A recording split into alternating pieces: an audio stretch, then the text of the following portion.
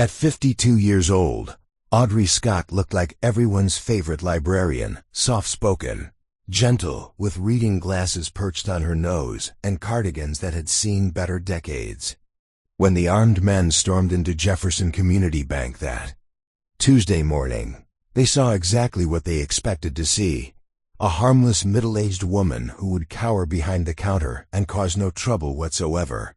They had no idea they were looking at a Desert Storm veteran whose sniper training had once made her one of the most feared marksmen in the Iraqi desert. What happened next would remind everyone that the most dangerous people are often the ones you never see coming. Before we jump back in, tell us where you're tuning in from. And if this story touches you, make sure you're subscribed, because tomorrow I've saved something extra special for you. Audrey Scott had perfected the art of being overlooked, and she wore that invisibility like armor in the small town of Millbrook, Ohio. For 8 years, she'd worked as a senior teller at Jefferson Community Bank, processing transactions with quiet efficiency while her colleagues chattered about weekend plans and office gossip around her. Her workstation was immaculate: no personal photos, no decorative items, just a small American flag pin on her cardigan that most people assumed was simple patriotism rather than earned honor. The morning routine never varied. Audrey arrived at 7:30 a.m., 30 minutes before the bank opened, unlocking her drawer and organizing her workspace with military precision that no one recognized as such. Her colleagues, Jessica Martinez, the bubbly head teller, and Brandon Walsh, the ambitious assistant manager, treated her with the kind of polite distance usually reserved for office furniture. Friendly enough, but utterly forgettable. "Morning, Audrey," Jessica would chirp, barely looking up from her phone as she scrolled through social media posts. "Did you catch that new Netflix series everyone's talking about?" "No, dear," Audrey would respond in her soft voice, adjusting her reading glasses. "I prefer books to television." This exchange, or variations of it, happened almost daily. Jessica would share details about her dating life, her fitness classes, her ambitious plans to move to Chicago someday. Audrey would listen politely, offer occasional gentle advice, and return to her work. To everyone around her, she was the definition of unremarkable, a quiet woman counting down the years until retirement. What they didn't know was that Audrey Scott had once held the record for the longest confirmed kill shot in the 3rd Armored Division during Operation Desert Storm. At 22 years old, she'd been Staff Sergeant Scott, a sniper whose steady hands and calculating mind had saved countless American lives in the unforgiving landscape of Iraq. Her rifle, a customized M24 she'd named Whisper, had spoken death from distances that seemed impossible, and enemy forces had learned to fear the ghost shooter who could eliminate targets from over a mile away.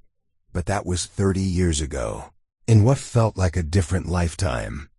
The young woman who'd crawled through sand dunes and calculated wind drift while dodging mortar fire had been buried beneath decades of deliberately ordinary living. Audrey had returned from the war to a country that didn't quite know what to do with female combat veterans, especially ones who'd excelled at killing. So she'd chosen invisibility, trading her uniform for cardigans and her rifle for a calculator.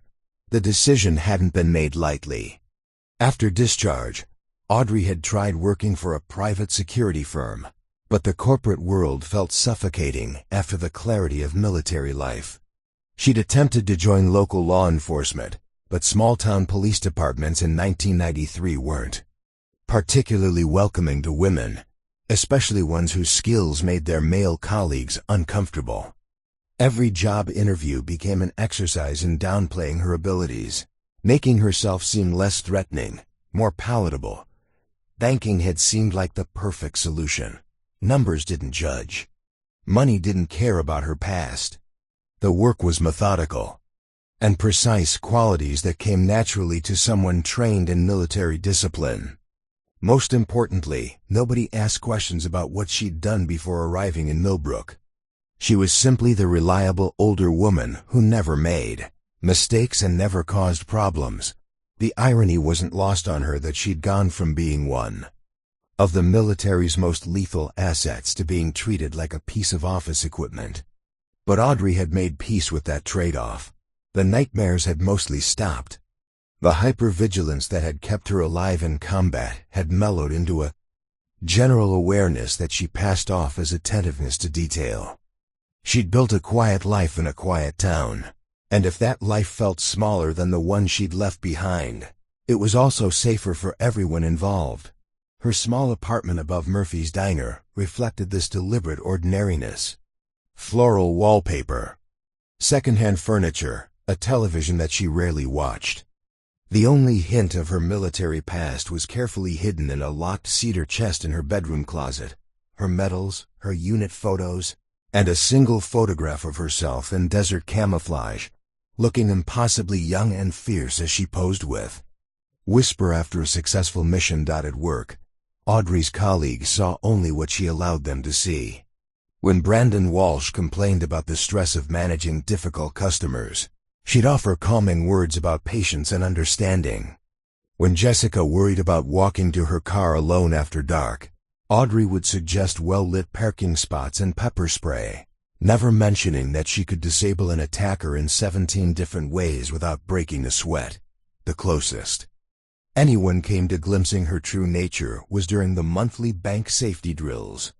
While other employees fumbled with procedures and giggled nervously about playing pretend, Audrey moved through each scenario with fluid efficiency that made the security consultant nod approvingly. She knew exactly where every exit was located, which angles provided the best sight lines, and how to position herself for maximum tactical advantage while appearing to simply follow instructions. Audrey always takes these drills seriously, the consultant had mentioned to Brandon after one session. Smart lady. Wish more employees understood that preparation saves lives. Brandon had just shrugged. She's thorough about everything. Probably comes from working with numbers all day. If he'd looked more carefully, he might have noticed that Audrey's thoroughness extended far beyond counting cash. She'd memorized the daily routines of every employee, cataloged the timing of security patrols, and identified the weak points in the bank's defensive layout. Not because she was planning anything, but because 30 years of military training couldn't be simply switched off. Like a light bulb, the customer interactions that defined her days were equally revealing, though nobody bothered to notice. While her colleagues sometimes grew frustrated with difficult clients, Audrey possessed an almost supernatural ability to de-escalate tense situations. A furious businessman shouting about overdraft fees would find himself calmly discussing payment options within minutes of reaching her window. A distraught elderly customer confused about new banking procedures would leave feeling heard and helped rather than frustrated and dismissed. What appeared to be exceptional customer service skills was actually advanced psychological training kicking in. Reading people, identifying threats, managing hostile situations. These had been crucial survival skills in combat zones, where the wrong word to the wrong person could trigger violence. Audrey applied these same techniques to banking disputes, though she never consciously acknowledged the connection. The most telling moment came during a particularly busy Friday afternoon when a visibly agitated man approached her window. He was sweating despite the air conditioning, his eyes darting nervously around the bank, and his hands trembling as he slid a withdrawal slip across the counter. Every instinct Audrey had developed during 2 tours of duty started screaming warnings, but she maintained her gentle demeanor while discreetly pressing the silent alarm button with her foot. "I need to withdraw everything," the man said, his voice tight with barely controlled panic. "All of it. Right now." "Of course, sir," Audrey replied calmly, though she was already calculating angles and distances. "May I see your identification, please?" As it turned out, the man was going through a bitter divorce and feared his wife would freeze their joint account. His agitation was emotional, not criminal. But for several minutes, Audrey had been mentally preparing for a very different kind of scenario. her body automatically shifting into combat readiness while maintaining the appearance of a helpful bank teller.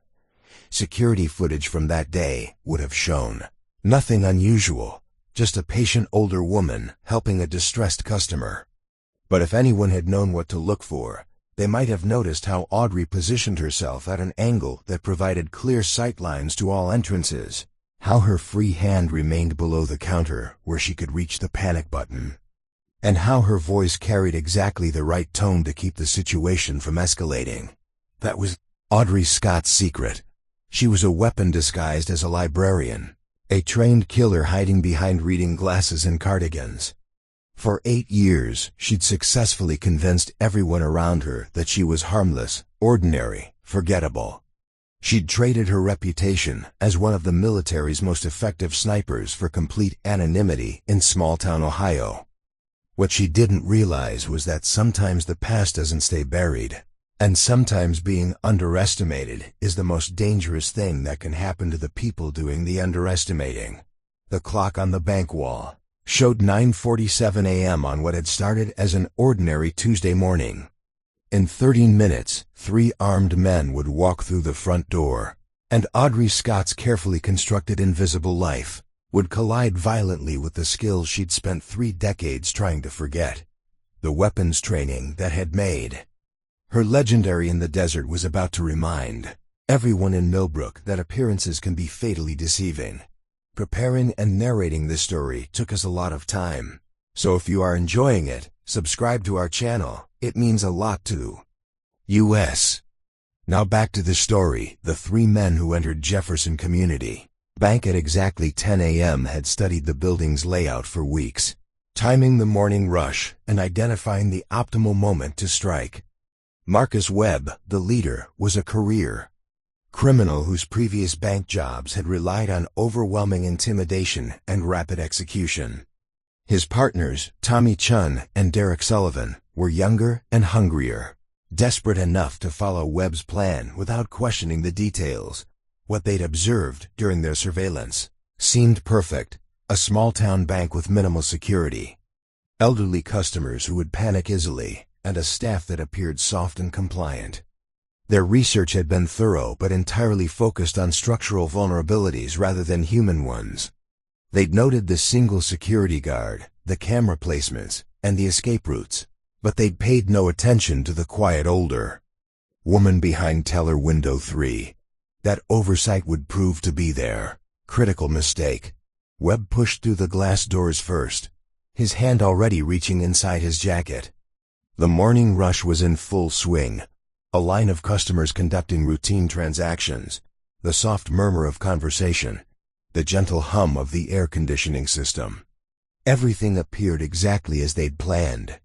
The security guard, Harold Martinez, was standing near the customer service desk, probably in his 60s, and more focused on greeting customers than watching for threats.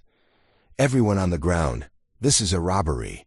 Webb's voice exploded through the peaceful morning atmosphere as he pulled out a semi-automatic pistol.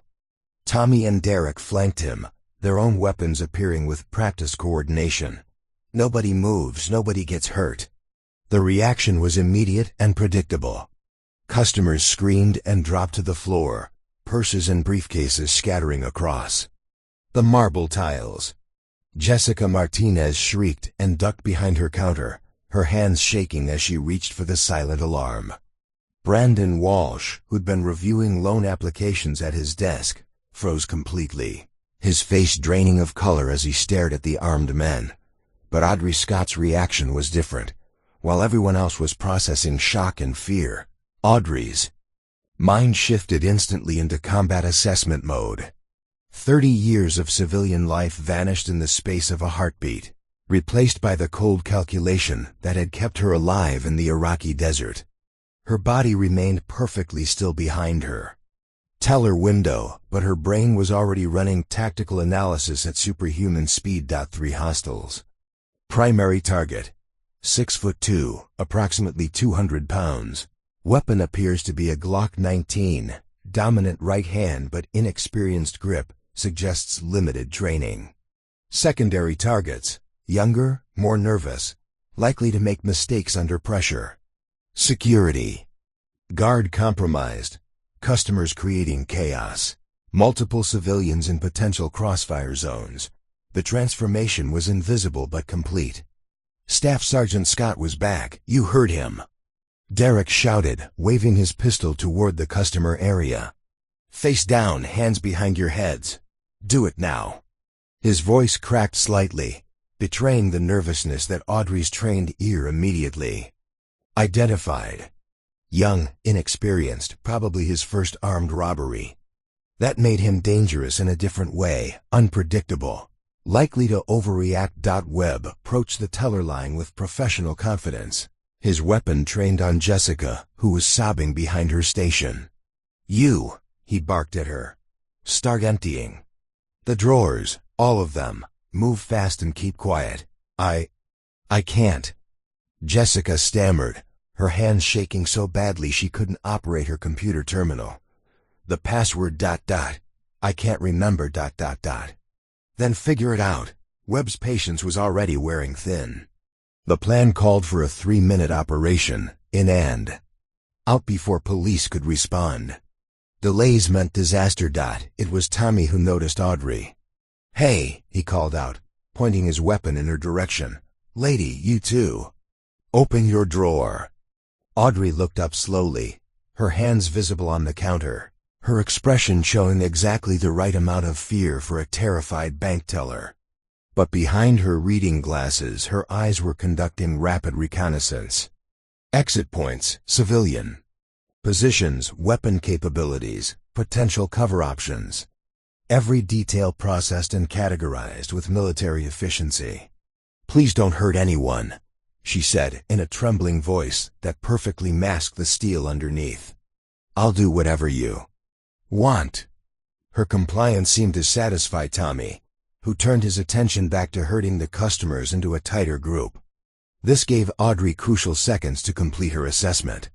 The bank's layout, which she'd memorized years ago during safety drills, now revealed itself as a tactical environment. Sight lines, cover positions, potential weapon locations, everything she needed was cataloged and ready. Webb was growing increasingly agitated with Jessica's inability to function under pressure. Come on, he snarled. It's not rocket science. Open the damn drawer. She's too scared, Audrey called out softly. I can help her if you'd like. Webb looked at her properly for the first time, seeing exactly what everyone else saw, a harmless, middle-aged woman trying to be helpful in a crisis. Yeah, fine. Get over here and show her how to work the computer. Audrey moved slowly, keeping her hands visible, playing the role of the compliant victim perfectly. But each step was calculated, bringing her closer to optimal positioning while maintaining the appearance of fearful cooperation. She placed one gentle hand on Jessica's shoulder, offering comfort while her other hand moved toward the keyboard. It's going to be okay, dear, she whispered to Jessica. Just breathe and let me handle this. What Jessica couldn't see was that Audrey's positioning now gave her clear lines of sight to all 3 robbers, while placing her within reach of the silent alarm system. More importantly, she was now close enough to the emergency lockdown button that would seal the bank's exits, a feature installed after 9/11 that most employees had forgotten about. Derek was getting nervous about the time. Boss, we've been here almost 2 minutes. We need to move. I know that. Webb snapped, his professional demeanor starting to crack. Just keep everyone quiet while we finish up.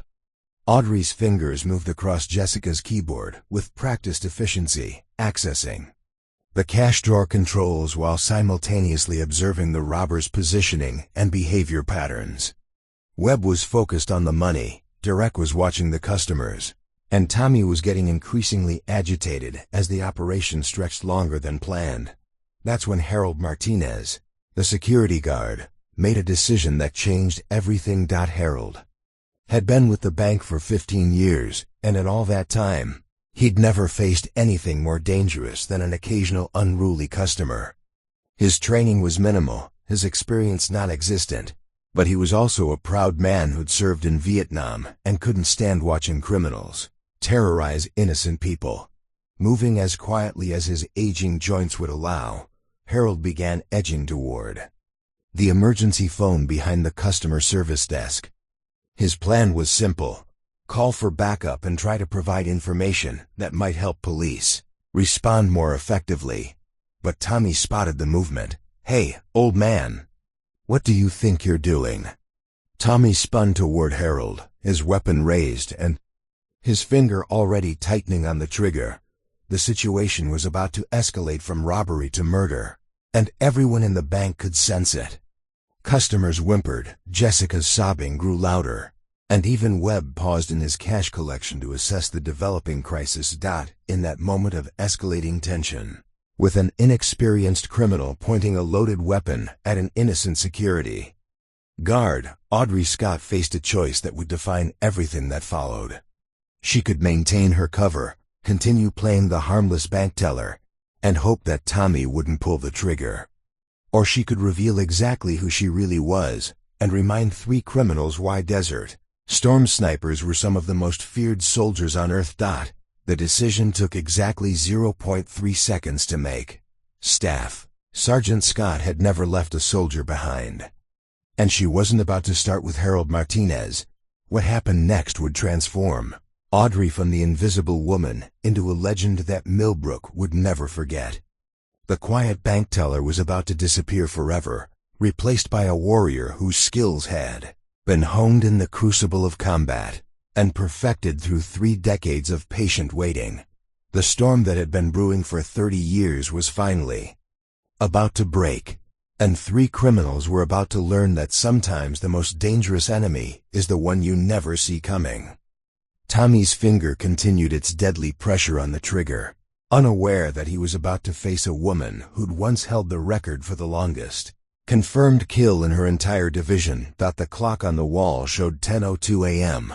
In the next 60 seconds, everyone in Jefferson Community Bank would discover what happened when predators mistook an apex predator for prey. The transformation happened in the space between heartbeats, invisible to everyone except the woman experiencing it. One moment, Audrey Scott was a frightened bank teller trying to help her terrified colleague.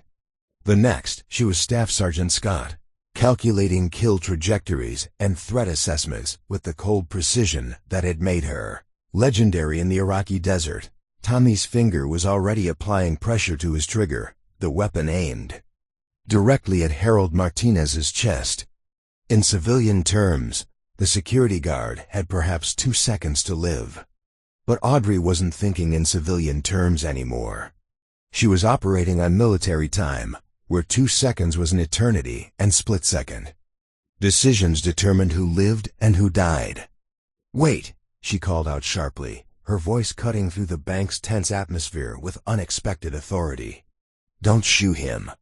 The command in her tone was so unexpected, so completely different from the trembling voice she'd used moments earlier, that Tommy actually hesitated.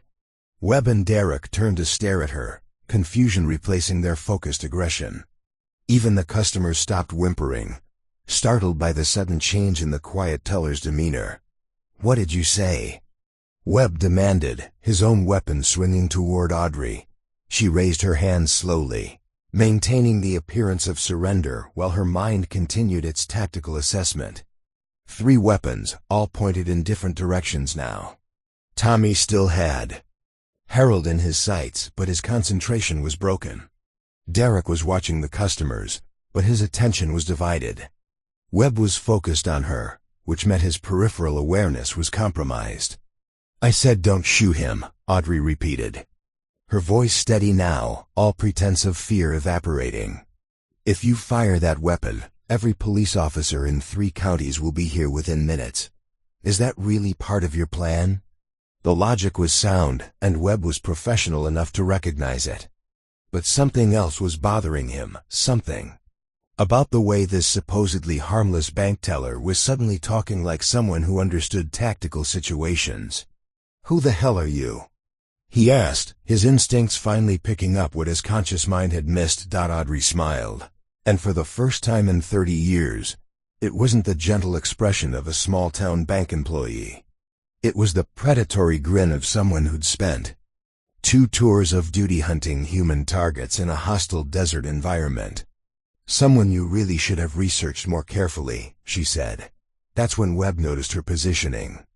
Somehow, while they'd been focused on the robbery, she'd moved into a spot that gave her clear sight lines to all 3 of them, while keeping her within arm's reach of the bank's emergency systems. More unsettling, her body language had completely changed. The nervous fidgeting was gone, replaced by the absolute stillness of someone comfortable with violence. "Tommy," Webb said carefully, "keep your weapon on the old man, but don't fire unless I tell you. Derek, watch the customers. And you," he pointed his pistol directly at Audrey's center mass, "explain exactly what you meant by that comment." Audrey's assessment was complete. Webb was the professional, the real threat, but he was also the most predictable. Tommy was nervous and inexperienced, which made him dangerous but also manipulable. Derek was following orders without thinking, focused on crowd control rather than tactical awareness. All 3 were operating on the assumption that they controlled the situation. They were about to learn otherwise. "What I meant," Audrey said, her voice taking on the instructional tone she'd once used to train new snipers, "is that you've made several critical errors. First, you assumed everyone in this bank was a soft target. Second, you didn't research the staff beyond basic surveillance. And third," she paused, letting her gaze sweep across all 3 men with clinical assessment, "you brought handguns to a fight with someone who once held the record for longest confirmed kill in the 3rd Armored Division." The silence that followed was profound. Webb's face went pale as the implications hit him. Tommy's weapon wavered as his confidence evaporated. Derek actually took a step backward, his grip on his pistol loosening with shock. "You're lying," Webb said, but his voice lacked conviction. Desert Storm, 1991. Audrey continued conversationally, as if discussing the weather. "Staff Sergeant Audrey Scott, attached to Special Reconnaissance Units. 2 tours, 47 confirmed kills, specializing in long-range elimination of high-value targets." She tilted her head slightly, studying Webb like a specimen under a microscope. The longest shot was 1,847 meters. 1 bullet, 1 kill, through a sandstorm that had reduced visibility to less than 100 meters. Harold Martinez was staring at her with amazement, finally understanding why the quiet bank teller had always moved with such precision during safety drills. Jessica had stopped crying, too shocked to process what she was hearing. The customers were completely silent, sensing that the dynamic in the room had fundamentally shifted. Webb's professional instincts were screaming warnings now. Everything about this woman had changed, her posture, her voice, her presence. She was no longer projecting the energy of a victim.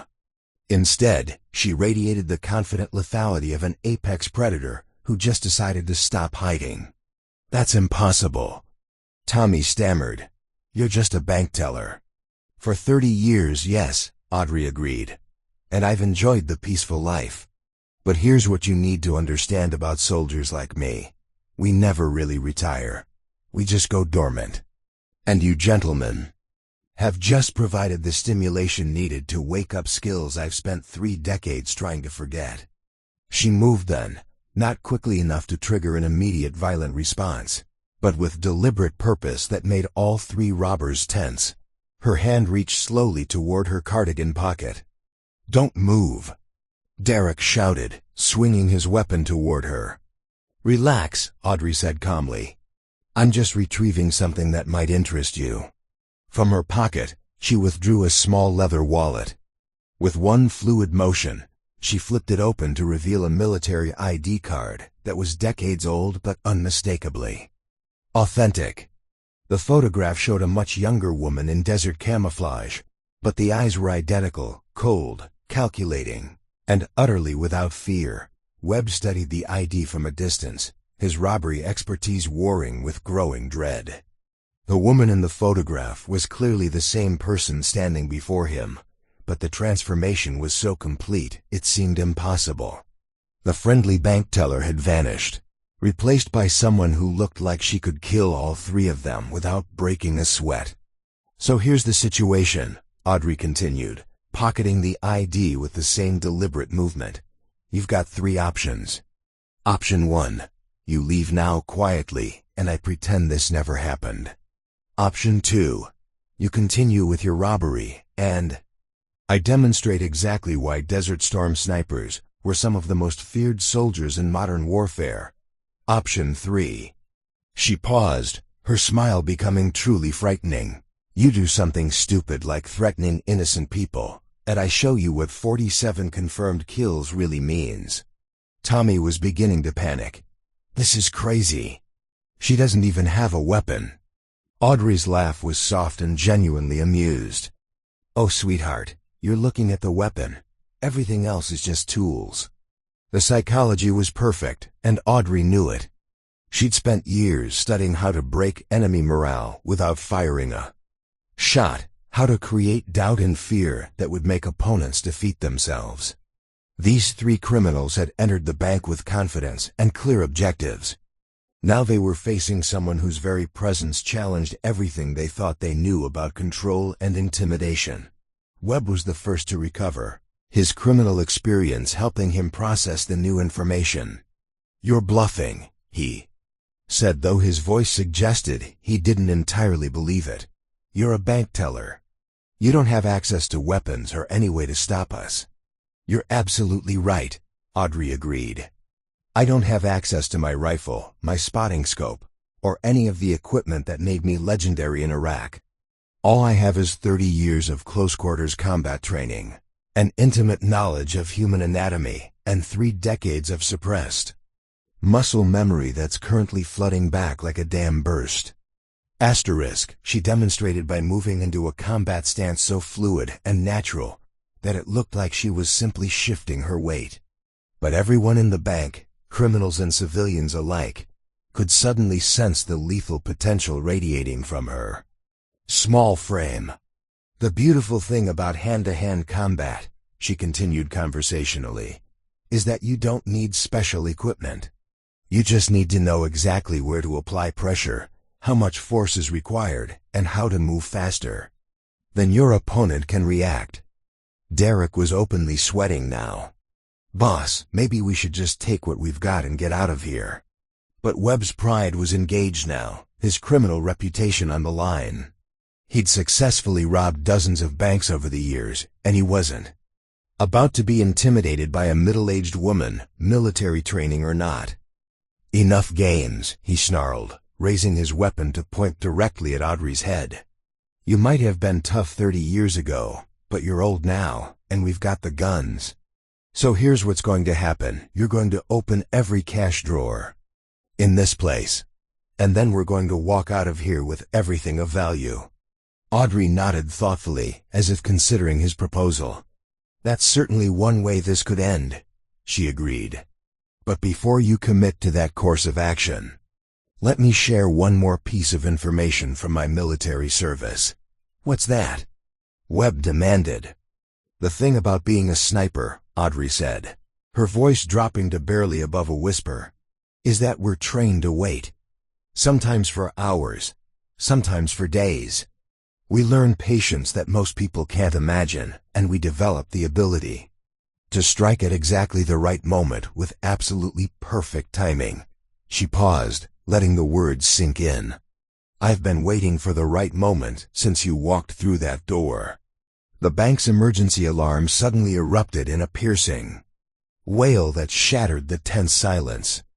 Simultaneously, the electronic locks on all exits engaged with a series of loud clicks that echoed through the building like gunshots. In the confusion that followed, as the 3 robbers spun around trying to understand what had happened, Audrey Scott disappeared behind the teller counter with the fluid grace of someone who'd spent years moving unseen through hostile territory.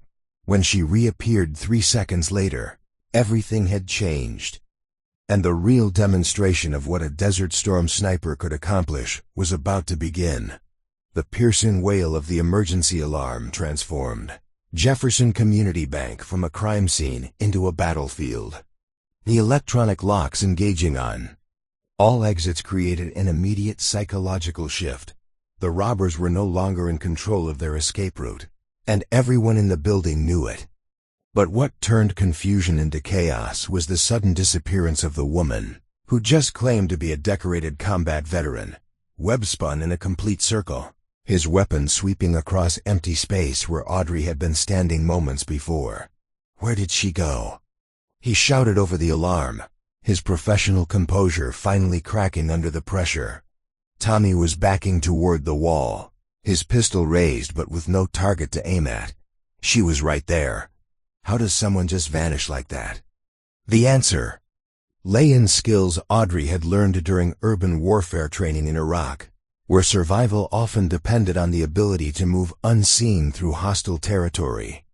While the three criminals were distracted by the alarm and the locked exits, she'd executed a perfect tactical withdrawal, using the bank's counter-structure and customer service areas to break line of sight and reposition herself in a location that provided maximum strategic advantage. Derek was the first to spot movement, catching a glimpse of gray cardigan disappearing behind the loan officer's desk. There, she's behind Morrison's desk. All three weapons swung toward the indicated position, but when they reached it, they found only empty space and an overturned chair. Audrey had already moved again, flowing through the bank's layout like smoke, using every piece of furniture and architectural feature to mask her presence. This is impossible. Webb snarled, his tactical training warring with disbelief. She's one person, we have 3 guns. What Webb didn't understand was that he was no longer dealing with a bank robbery. He was engaged in asymmetric warfare against someone who'd spent years perfecting the art of turning environmental advantages into lethal force multipliers. The bank, which had seemed like a simple target 30 minutes earlier, had become Audrey's domain, and she was using every inch of it against them. Harold Martinez, still pressed against the customer service desk, watched the unfolding situation with growing amazement. 30 years of working alongside Audrey Scott, and he'd never suspected that the quiet woman who brought him coffee every morning was capable of this level of tactical sophistication. Her movements weren't random or panicked. They were precisely calculated to exploit the robber's positioning and create maximum psychological pressure. The customers, huddled on the floor in the center of the bank, were experiencing their own form of shock. Mrs. Henderson, who'd been coming to Audrey's window for 8 years to deposit her Social Security checks, stared in disbelief at the space where the gentle teller had been standing. "That's really Audrey?" she whispered to the man beside her. "Military," Harold confirmed quietly, finally understanding so many small details he'd never consciously noticed. Desert Storm veteran. Should have seen it years ago. Jessica Martinez was still behind her teller station, but her tears had stopped as fascination replaced terror. "She saved us," she whispered, beginning to understand that the woman she'd worked beside for years was systematically dismantling 3 armed criminals using nothing but psychology and superior positioning. Webb was trying to regain control of the situation, his criminal experience telling him that momentum was everything in operations like this. "Tommy, Derek, we split up. She can't be in 3 places at once. Search every corner, check every hiding spot. She's just one woman." But even as he gave the orders, Webb was beginning to understand that his fundamental assumptions had been wrong. This wasn't one woman hiding from 3 men with guns. This was a trained killer using urban warfare tactics against opponents who'd never faced anything more sophisticated than overwhelmed bank employees and terrified customers. Audrey's voice emerged from somewhere near the vault area, clear and conversational despite the wailing alarm. Marcus Webb, age 34, arrested twice for armed robbery, suspected in at least 6 other bank jobs across Ohio and Pennsylvania. Currently wanted by federal authorities for a Cleveland robbery that turned violent last month. Webb froze, his blood turning to ice. "How do you know that?" Tommy Chun, 26, 3 arrests for aggravated assault, known associate of Derek Sullivan. Both of you are carrying weapons with filed serial numbers, which suggests you're not planning to leave witnesses. Audrey's voice seemed to come from a different location now, though no one had seen her move. Derek Sullivan, 24, 2. Arrests for armed robbery, currently on probation that he violated by carrying an illegal firearm. The psychological impact was devastating. Not only had she identified all 3 criminals by name, but she demonstrated access to information that should have been impossible for a bank teller to possess. The implication was clear. This wasn't a random encounter. Somehow this woman had been prepared for them. Derek was beginning to panic. "Boss, how does she know all that? This feels like a setup." "It's not a setup," Webb said, though his confidence was evaporating. "She's playing mind games, trying to psych us out." "Actually," Audrey's voice continued, now seeming to come from near the emergency exit, "I'm providing tactical intelligence. It's a military habit. Know your enemy. Understand their capabilities. Predict their likely responses. For instance, Tommy, your arrest record shows a pattern of escalating violence when you're under pressure. Derek, you tend to follow orders without thinking, which makes you predictable, but also manageable. And Marcus, you're professional enough to recognize when an operation has gone sideways, but your pride won't let you admit it." Tommy was spinning in circles now, trying to locate the source of her voice. "Where are you? Stop hiding and face us." "Why would I do that?" Audrey's response carried genuine amusement. "You're the ones with guns. I'm the one with tactical training. This is exactly how asymmetric warfare is supposed to work. Superior knowledge and positioning versus superior firepower." Webb was beginning to understand the true scope of his problem. The woman wasn't just hiding from them, she was hunting them. Every word, every movement, every psychological pressure point was being used to break down their cohesion and decision-making capability. It was textbook psychological warfare, applied with surgical precision. "The alarm's been going for 5 minutes now," Audrey continued conversationally. "Millbrook Police Department response time to this location is approximately 8 minutes. For a Priority 1 call, FBI field office in Columbus typically deploys helicopter support for bank robberies within 15 minutes. You're running out of time, gentlemen." The information was delivered with casual authority that made it impossible to dismiss as bluffing. These weren't guesses, they were facts delivered by someone who clearly understood law enforcement response protocols. Derek was openly sweating now. "Boss, maybe we should just surrender. Cut our losses and hope for a plea deal." "Shut up." Webb snapped, but his own resolve was wavering.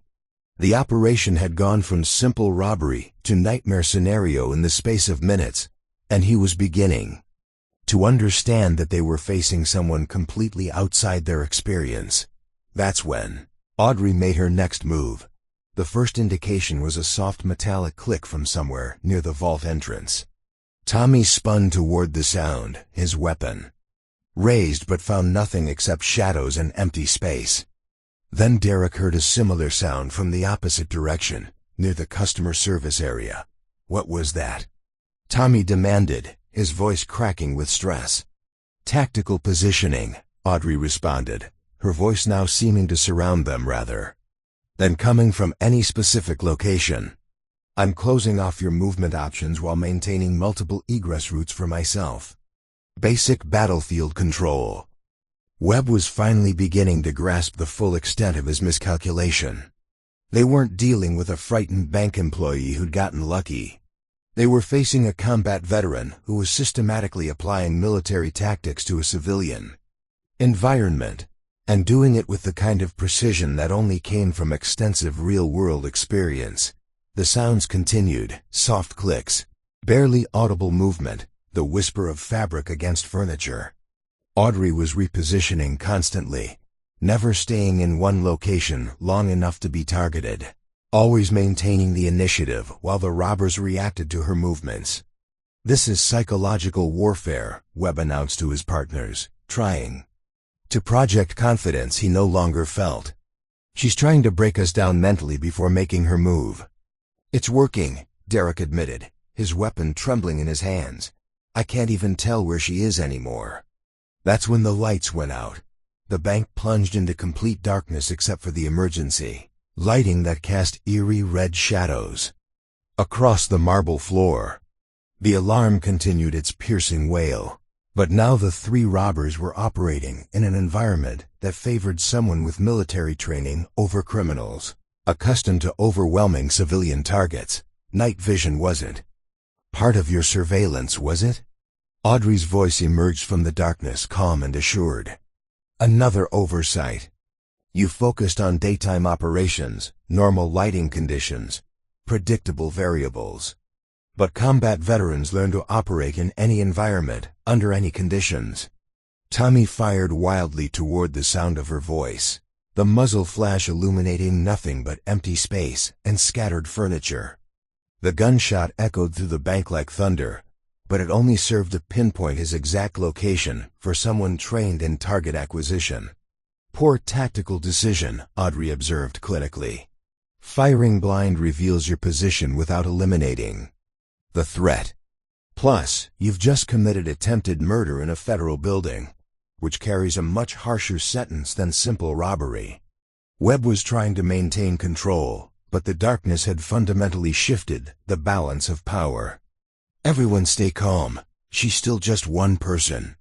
"Yes," Audrey agreed, her voice now seeming to come from directly behind them. "One person with night vision training, close quarters combat experience, and an intimate knowledge of this building's layout, against three criminals who are operating outside their comfort zone in an environment I control."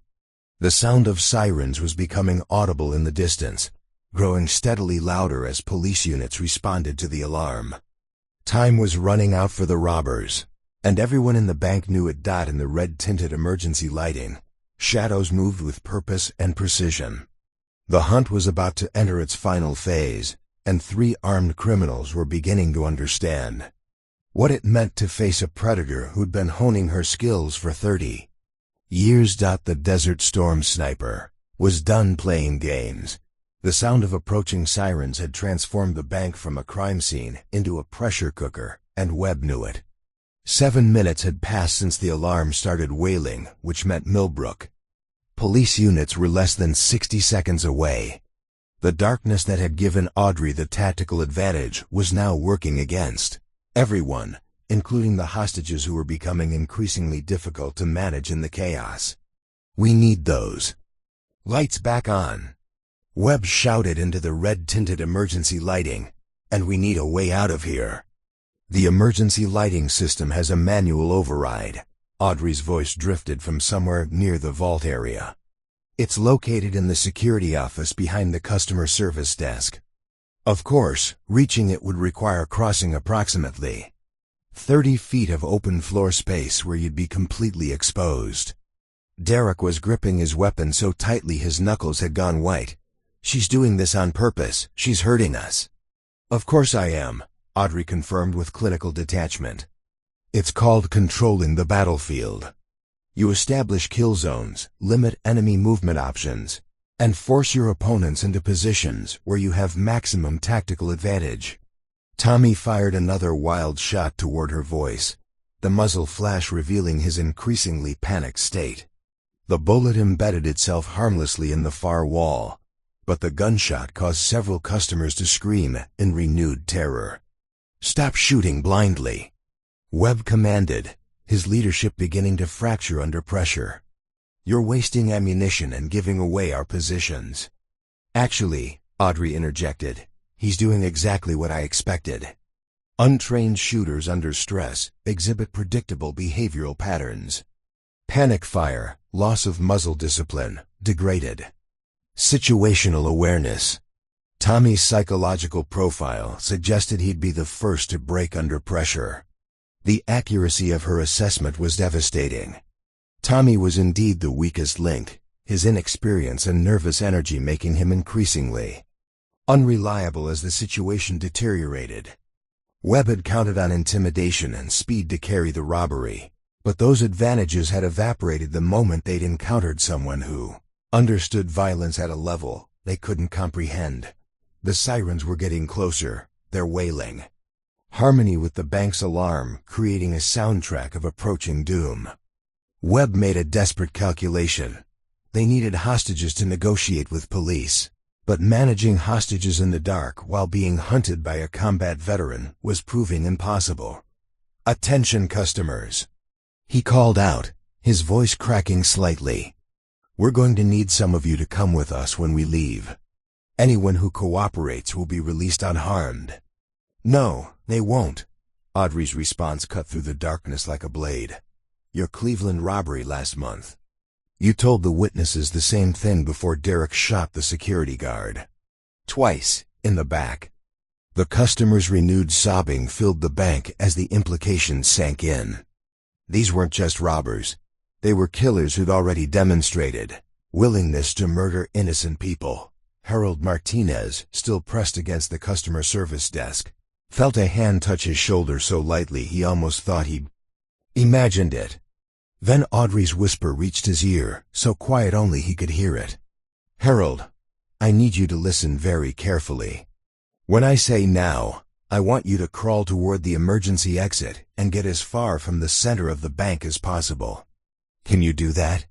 He nodded almost imperceptibly, understanding that whatever was about to happen would require civilians to be out of the line of fire. Derek had moved closer to the customer area, using the huddled civilians as human shields. "Boss, we grab 3 or 4 of them and use them to get past the cops. Standard hostage protocol. Which one of you is going to carry them when they can't walk?" Audrey's voice had taken on a new edge, surgical and precise. "Because that's what happens when you damage the femoral artery. Massive blood loss, shock, complete incapacitation within 90 seconds. Webb felt ice forming in his veins. "What are you talking about?" "Pressure point strikes, Marcus. Non-lethal incapacitation techniques designed to neutralize threats without causing permanent damage. Unless, of course, you don't receive immediate medical attention." Tommy was backing toward the vault area, his weapon sweeping frantically across. "Empty shadows. She's going to kill us. We need to get out of here." "The exits are electronically locked," Derek reminded him, though his own voice was tight with fear. "We're trapped until the power comes back on."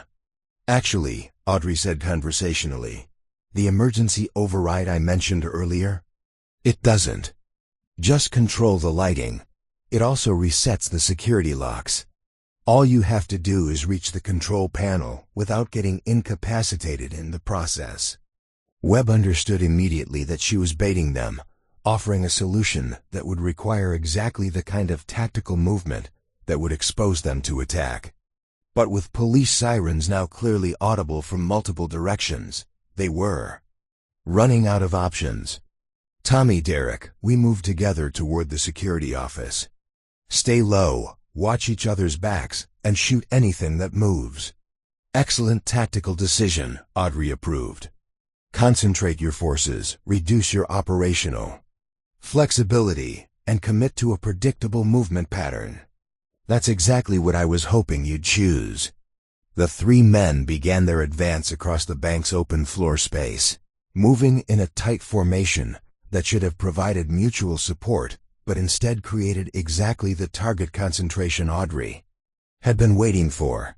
She struck when they were halfway across the open area, emerging from behind the lone officer's desk like a shadow given form.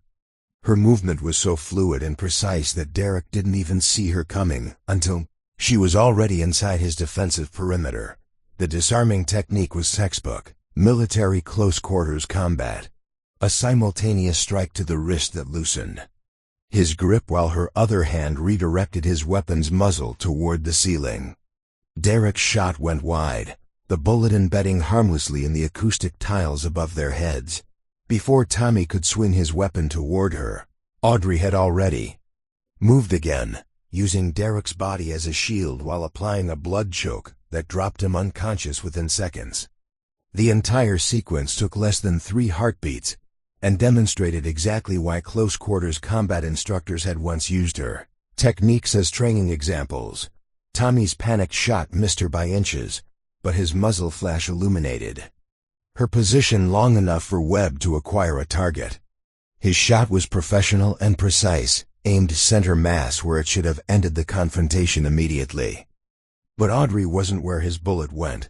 The evasive movement she'd executed was based on techniques learned during urban warfare in Iraq, where surviving sniper duels required the ability to displace from firing positions before return fire could arrive. She'd begun moving the instant she saw Tommy's finger tighten on his trigger, rolling behind the customer service counter as Webb's shots shattered the computer monitor where she'd been standing. "Impressive," her voice emerged from the new position. Utterly calm despite having just avoided death by milliseconds. Center mass targeting, proper breathing technique, smooth trigger pull. You actually have some legitimate firearms training. Webb was reloading, his professional habits taking over, even as his mind struggled to process what had just happened. Military? Marine Corps, actually. 2 tours in Afghanistan before I went private sector. Audrey's response carried a note of professional respect, which explains why you're the only one who's been thinking tactically instead of just reacting emotionally. Tommy was backing toward the vault, his weapon trembling as he tried to track her voice. "Derek's not moving. What did you do to him?" "Induced unconsciousness through controlled pressure to the carotid artery. He'll wake up in approximately 10 minutes with nothing worse than a headache and some damaged pride." The sound of vehicles screeching to a halt outside the bank was clearly audible now. Car doors slamming, radio chatter, the organized chaos of law enforcement response protocols engaging. Webb had perhaps 2 minutes before the building would be surrounded and any chance of escape would evaporate completely.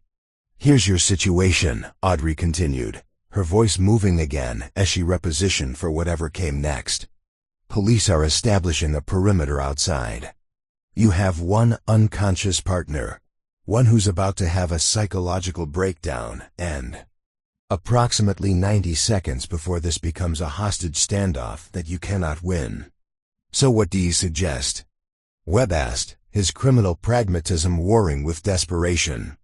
"Surrender now, while you can still claim this was robbery rather than attempted murder. Keep your weapons pointed at the floor, move slowly toward the center of the bank, and place them on the ground where everyone can see them."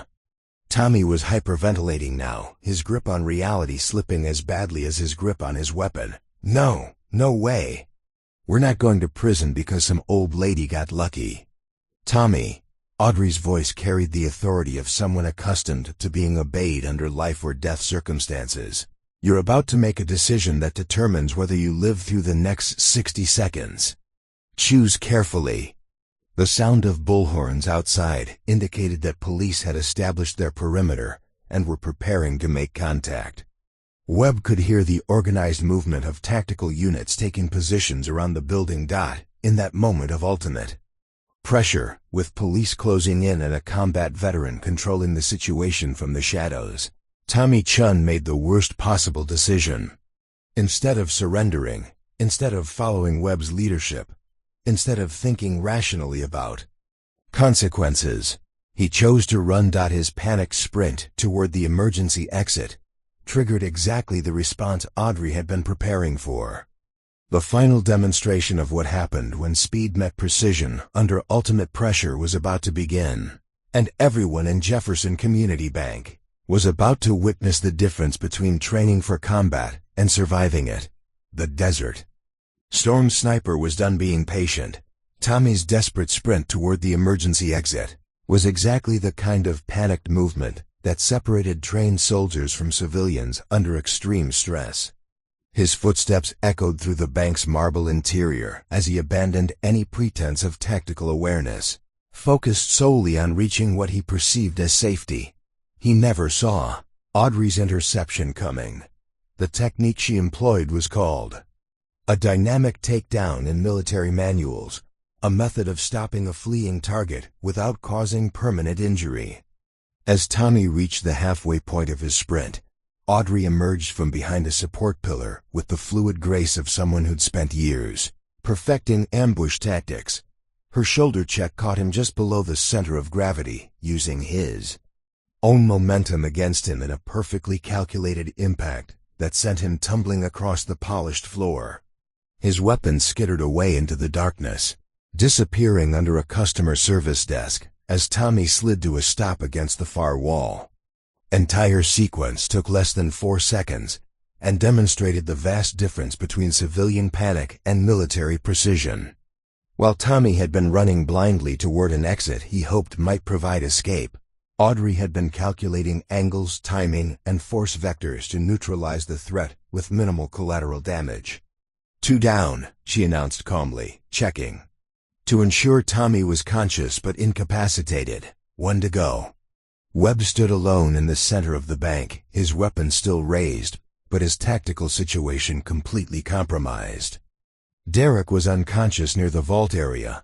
Tommy was groaning against the wall with what appeared to be a dislocated shoulder, and the woman he'd underestimated was systematically dismantling his entire operation with textbook military efficiency. Outside, the sound of police tactical units moving into position was unmistakable. Boots on pavement, radio chatter, the metallic click of weapons being readied. Webb's experience told him that within minutes, the building would be surrounded by officers trained specifically for hostage situations. "Marcus," Audrey's voice carried. "A note of professional respect. You're a Marine. You understand tactical reality. This operation is over. The question now is whether it ends with surrender or with casualties." Webb's grip on his weapon tightened as he processed his options. Everything about the situation had gone wrong from the moment they'd entered the bank. But his military training was telling him something important. This woman wasn't trying to kill him. If she'd wanted him dead, he would have been eliminated. During her first attack on Derek, "What's your play here?" he asked, his voice steady despite the circumstances. "You've neutralized 2 of us, police are surrounding the building, and you've got a bank full of innocent civilians. How does this end?" "That depends entirely on your next decision," Audrey replied, her position somewhere in the shadows near the customer service area. "You can choose the honorable path, surrender your weapon, ensure the safety of the hostages, and accept responsibility for your actions. Or you can choose the path of escalation, which will force me to demonstrate capabilities I'd prefer to keep dormant." The threat was delivered with such casual authority that Webb felt a chill run down his spine. This wasn't bravado or intimidation tactics. This was a combat veteran explaining the consequences of pushing her beyond her current level of restraint. Harold Martinez, still crouched behind the customer service desk, watched the confrontation unfold with growing amazement. The gentle woman who'd brought him coffee every morning for 8 years was conducting a tactical standoff with the precision of a seasoned military commander. Her positioning, her voice control, her psychological manipulation of the situation. Everything demonstrated training that went far beyond basic military service. The customers huddled in the center of the bank were experiencing their own form of shock. Mrs. Henderson, who'd known Audrey as the patient teller who always helped her with complicated banking procedures, was struggling to reconcile that image with the warrior who'd just taken down 2 armed criminals with her bare hands. "She saved us," Jessica whispered, finally understanding that every gentle smile, every helpful gesture, every moment of quiet competence had been masking the presence of someone capable of extraordinary violence when circumstances required it. Outside, a bullhorn crackled to life with the standard police protocol for bank robbery situations. "This is Millbrook Police Department. The building is surrounded. We want to resolve this situation peacefully. We need someone inside to establish communication." Webb looked toward the windows, calculating his increasingly limited options. Police response protocols were predictable: establish perimeter, attempt negotiation, deploy tactical units if negotiation failed. With his team eliminated and his escape routes blocked, surrender was beginning to look like the only rational choice. But rationality and desperation don't always coexist peacefully. "I want to talk to whoever's in charge out there," Webb called. Toward the windows, his voice carrying clearly through the bank's open space. "That can be arranged," the bullhorn responded. "But first we need to ensure the safety of everyone inside. Are there any injured parties?" Webb glanced toward Derek's unconscious form and Tommy's groaning figure. "Two of my associates need medical attention. Non-life-threatening injuries." "What about the bank employees and customers?" "They're unharmed," Webb confirmed, his military training making him default to honest, tactical assessment even in criminal circumstances. Audrey's voice emerged from the shadows, pitched just loud enough for Webb to hear, but not loud enough to carry outside. "That was the right answer, Marcus. Honest communication with law enforcement improves your chances of surviving this intact." "You could call out to them," Webb suggested. "Tell them you're okay, that the hostages are safe. Might help de-escalate the situation." "I could," Audrey agreed. "But that would reveal my position and eliminate the tactical advantage that's keeping everyone in this building alive, including you." The implication hit Webb immediately. As long as the police outside believed they were dealing with a standard hostage situation, they would follow negotiation protocols. But if they discovered that one of the hostages was actually a combat veteran who'd neutralized most of the threat, the tactical response might shift dramatically. "You're protecting me," Webb realized, his respect for her professionalism increasing despite their adversarial positions. "I'm protecting everyone," Audrey corrected. "Tactical teams entering this building would create additional variables that could result in civilian casualties. It's cleaner to resolve this internally." The bullhorn crackled again. "We're going to send in a negotiator. Someone who can talk face to face and help us work through this situation. Are you willing to speak with our representative?" Webb considered the offer, understanding that police negotiators were trained to gradually reduce tension and create opportunities for peaceful resolution. But he also understood that negotiation required time, and time was working against him. With two incapacitated partners and a combat veteran who demonstrated the ability to end this confrontation whenever she chose. "Before you answer," Audrey's voice continued from the shadows, "consider what happens when that negotiator walks through the door and sees Derek unconscious and Tommy injured. The tactical assessment changes immediately. This stops being a negotiation and becomes a tactical operation." She was right, and Webb's military experience confirmed it. Police negotiators were trained to assess threat levels based on visual evidence. Two incapacitated criminals would suggest either internal conflict or external intervention, either of which would trigger more aggressive response protocols. "So what do you suggest?" Webb asked, genuinely curious about her tactical assessment. "End this before it escalates further," Audrey replied. "Place your weapon on the ground, help your partners receive medical attention, and accept responsibility for your choices. Clean surrender, minimal complications, maximum chance of avoiding additional charges related to injury or endangerment of innocent parties." Tommy was beginning to regain full consciousness, groaning as he tried to sit up against the wall. His shoulder was clearly dislocated, but he was alert enough to understand his situation. "Boss," he called weakly, "my arm's messed up bad." Derek was also stirring, the blood choke having done exactly what Audrey intended, temporary incapacitation, without permanent damage. Within minutes, both men would be conscious and potentially unpredictable, adding variables to a situation that was already balanced on a knife's edge. The bullhorn sounded again. "We need an answer about the negotiator. Are you willing to establish direct communication?" Webb stood in the center of the bank, surrounded by the evidence of his failed operation. His weapon felt heavier with each passing second, the weight of approaching consequences making his grip more difficult to maintain. 2 tours in Afghanistan had taught him to recognize when a tactical situation had become untenable, but it had also taught him that sometimes surrender required more courage than fighting. "Marcus," Audrey's voice carried a final note of professional respect. "You're a Marine.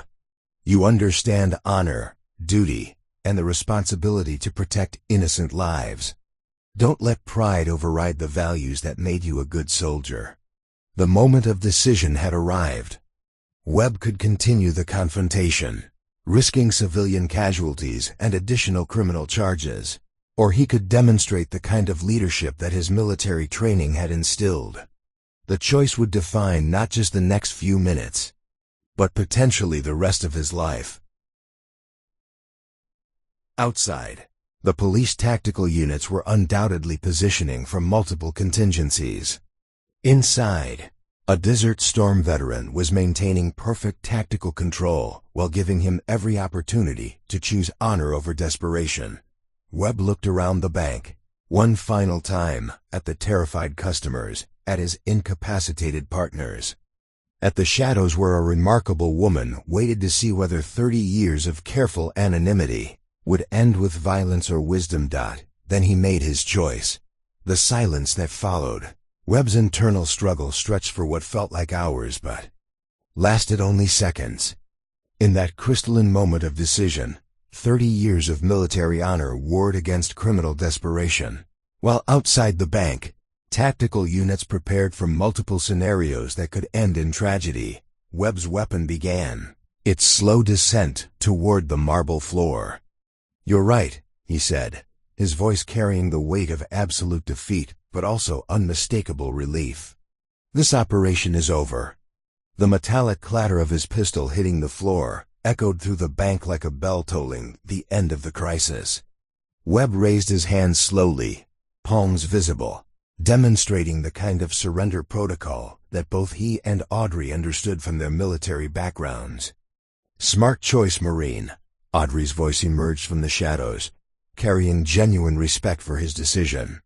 "Now kick the weapon away from your position and move toward the center of the bank where the customers can see you're no longer a threat."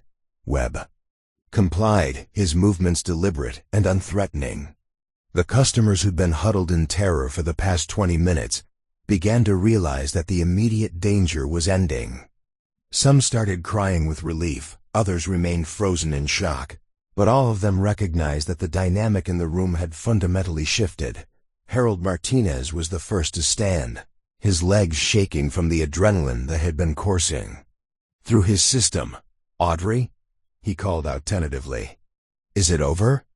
"Almost," came her reply from somewhere near the vault area. "Harold, I need you to call out to the police. Tell them the situation is resolved, that all weapons have been surrendered, and that we need medical attention for 2 injured suspects." As Harold moved toward the windows to communicate with the officers outside, Audrey finally emerged from the shadows. Her gray cardigan was wrinkled, her reading glasses were askew, and her usually perfect hair was disheveled, but she moved with the confident bearing of someone who'd just successfully completed a military operation. The transformation was startling to witness. Jessica stared in amazement at the woman she'd worked beside for years, finally seeing past the carefully constructed facade of Harmless bank teller to glimpse the warrior underneath.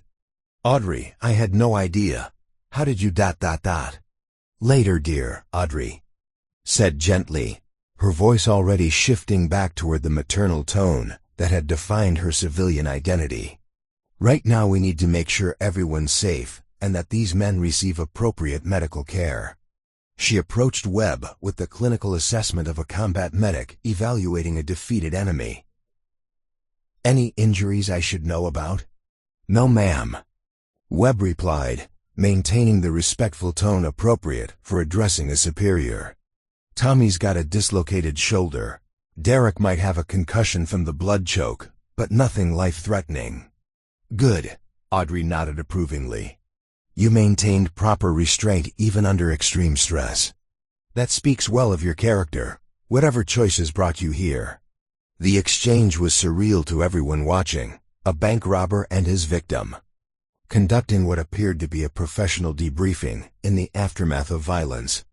But to the two former soldiers, it represented something deeper, the mutual recognition of shared values that transcended their current circumstances. Outside, Harold was explaining the situation to increasingly amazed police officers.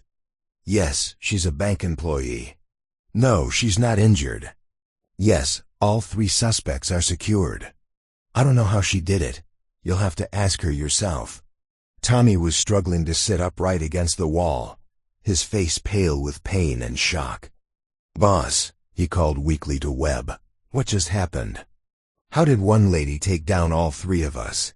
"We underestimated our opposition," Webb replied simply. "Made assumptions based on appearance instead of conducting proper reconnaissance.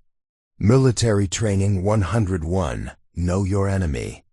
Derek was beginning to regain full consciousness, blinking confused eyes as he tried to process his surroundings. "My neck hurts," he mumbled, reaching tentatively toward the area where Audrey had applied the blood choke. "That's normal," Audrey assured him with the bedside manner that had made her beloved by banking customers. "The discomfort will fade within an hour. I used a technique designed to minimize long-term effects." Asterisk. The professional competence in her voice was both comforting and terrifying. She'd incapacitated him with precisely enough force to neutralize the threat, while ensuring his complete recovery, the mark of someone with extensive experience in controlled violence. The bank's emergency lighting began to flicker as police technicians outside worked to restore full power to the building. Soon, the red-tinted shadows would be replaced by normal illumination, and the surreal atmosphere of the confrontation would give way to standard law enforcement procedures. Webb found himself studying Audrey with growing respect and curiosity. "Staff Sergeant Scott," he said, using her military rank as a form of acknowledgement. "May I ask what made you choose banking after your service?" Audrey paused in her assessment of Tommy's shoulder injury, considering how much of her story she was willing to share. After Desert Storm, civilian life seemed complicated. Banking offered structure, clear objectives, and the chance to help people without anyone getting hurt. "And you've been here 8 years without anyone knowing about your background?" "Knowledge is a weapon," Audrey replied thoughtfully. "Sometimes the most effective way to serve and protect is to remain unnoticed until circumstances require otherwise." Jessica was listening to this exchange with growing amazement. "You mean all this time, while we've been complaining about difficult customers and workplace stress, you've been ... learning patience," Audrey finished with a gentle smile. "Civilian problems helped me develop skills I never knew I needed. De-escalation, conflict resolution, the ability to remain calm when people are upset. Turns out those are valuable capabilities in any environment." The sound of boots on pavement outside indicated that police tactical teams were preparing to enter the building. Standard procedure called for systematic clearing and securing of all areas, photographing evidence, and conducting preliminary interviews with everyone involved. "Audrey," Harold said, returning from his communication with the officers outside. "They want to send in a paramedic team and a detective. They also want to know if you need medical attention." "I'm fine," she assured him, though she was already mentally preparing for the questions that would follow. 30 years of anonymity were about to end, and her carefully constructed invisible life would become the subject of police reports, media attention, and public scrutiny. Webb seemed to understand her dilemma. "For what it's worth, Staff Sergeant, you handled this situation with exemplary professionalism. When the investigators ask for my statement, I'll make sure they understand that you used minimum necessary force and protected civilian lives throughout the engagement." The gesture was both unexpected and deeply meaningful. A career criminal, offering testimony that would validate her actions and protect her from potential legal complications, represented a form of honor that transcended their adversarial encounter. "Thank you, Marcus," she replied, using his first name for the first time. "That means more than you might realize." The first police officers began entering the bank with weapons drawn and shields raised, moving with the careful precision of professionals trained for dangerous situations. They found a scene that would challenge every assumption in their tactical playbooks. 3 suspects secured and disarmed, multiple hostages unharmed and calm, and a middle-aged bank teller who'd apparently resolved the entire situation single-handedly. "Ma'am," the lead officer addressed Audrey, his voice carrying a mixture of confusion and respect, "we're going to need a complete briefing on what happened here." Audrey straightened her cardigan and adjusted her reading glasses, transforming back into the appearance of a harmless bank employee. But everyone who'd witnessed the confrontation knew that appearances had proven to be fatally deceptive. "Of course, officer," she replied in the gentle tone that had defined her civilian identity. "Though I think you'll find that the situation was less complicated than it might initially appear." As paramedics entered to attend to Tommy and Derek, and as Webb was secured with professional restraints, Audrey found herself at the center of attention for the first time in 30 years. The Invisible Woman had become the focal point of an investigation that would soon attract media coverage, federal interest, and questions from people who'd never suspected that their quiet neighbor had once been one of the military's most effective weapons. But for now, in the immediate aftermath of violence and crisis, there was only the satisfaction of a job well done and the knowledge that everyone under her protection had survived intact. The Desert Storm sniper had completed her final mission, and it had ended exactly as all her others had, with precision, professionalism, and not a single innocent casualty. The real challenge would begin when the world discovered who Audrey Scott really was. 3 months after the Jefferson Community Bank incident, Audrey Scott's life had transformed in ways she'd never anticipated. The quiet anonymity she'd cultivated for 30 years had evaporated overnight, replaced by a level of attention that made her former military service seem simple by comparison. The story had begun locally, with the Millbrook Gazette running a front-page article titled, "Local Bank Teller Reveals Desert Storm Hero Past." But within days, national media had discovered the remarkable details of Staff Sergeant Scott's military record, and the narrative had exploded across television networks, podcasts, and social media platforms worldwide. The ghost of Desert Storm had become a household name again, but this time the legend was attached to a grandmother from Ohio, who'd spent 8 years helping customers balance their checkbooks. Audrey sat in her small apartment above Murphy's diner, reading through the morning's collection of interview requests, book deal offers, and speaking engagement invitations. The irony wasn't lost on her that achieving perfect invisibility had ultimately made her more famous than her military service ever had. Soft knock on her door interrupted her reading. She opened it to find Jessica Martinez holding a coffee cup and wearing the nervous expression that had become familiar among her former colleagues. "I brought you some coffee," Jessica said tentatively. "Thought you might need it after yesterday's interview with that documentary crew." "Thank you, dear," Audrey replied, stepping aside to let her enter. "Though I have to admit, I'm beginning to understand why celebrities become reclusive. This level of attention is exhausting." Jessica settled into the chair across from Audrey's kitchen table, still struggling to reconcile the woman she'd worked beside for years with the legend she'd discovered during those terrifying minutes in the bank. "I keep thinking about all the times I complained to you about my problems. Dating drama, work stress, family issues. And you just listened patiently, never once mentioning that you'd been through actual war. Your problems were real to you," Audrey said gently. "That made them important, regardless of my background. Besides, learning to care about civilian concerns was part of my transition back to normal life." "But how did you do it?" Jessica asked, the question that had been haunting her for months.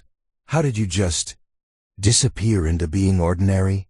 Audrey poured herself a cup of coffee, considering how to explain 3 decades of deliberate invisibility. "After the war, I discovered that people were uncomfortable with what I represented. A woman who'd excelled at killing wasn't exactly welcomed in most social circles. So I learned to become what people expected to see. Harmless, helpful, forgettable. Weren't you bored? Frustrated? You went from being this incredible warrior to processing banking transactions. Never bored, Audrey replied firmly. Every interaction was an opportunity to practice skills I'd never developed in the military.